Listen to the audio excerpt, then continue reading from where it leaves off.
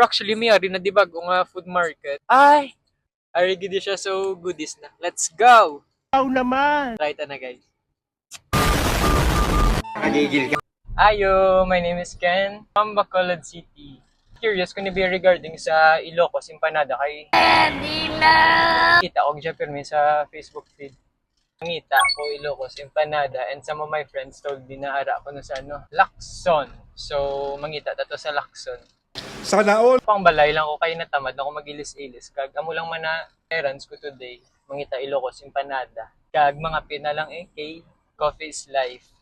Kape na lang ganiya ang gadaloy. Kape yung dumadaloy sa mga ugat ko guys, sinilog ko.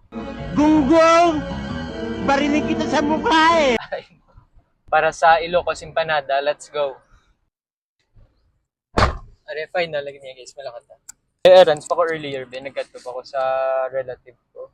Pero muna, mangita na tayo Ilocos Empanada. Food critic na danay subong. Yes, food critic ang food siya. Bawal yan! Oh my God, kainit. Sok-sok to danay jacket guys. Because the sun is not giving. Ano ka? Manifesting soon, makakato sa Ilocos, matry gid ang authentic nga Ilocos Empanada. Subong ti Bacolod Ilocos Empanada danay. Aray mo. Mas maka-function ko kung nakakape. Actually, before nag-post ko question sa IG, nag-ask ko question sa IG, I'll take this opportunity na lang to answer those kasi aray Wow naman! Gunggong! mo, feeling mo na dyan. Mga nadumduman ko is pila kami ko na ako mag-utod. I have 2 other siblings guys. Ako yung bunso. Basta 3 kami magkakapatid. Ako yung bunso. Pangalawa is yung sister ko. Then, oldest is yung brother ko. Pinakabunso, akong pinakagwapo. Di ba ilayo mo sa akin to? Ayoko makita ito. Maita ulo ko. Feeling. Most of the questions kasi is hindi siya pwede sagutin ng mga feelers bago ako makadating dun sa empanada. Humor ko kanal din. Comfortable ako sumabay sa mga ganun.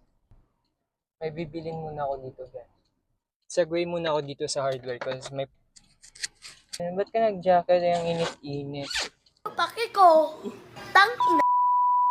May init nga ni, pero...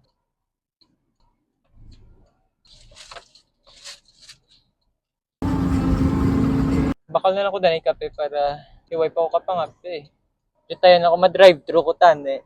But nadumduman ko may karga ako sa likod. So,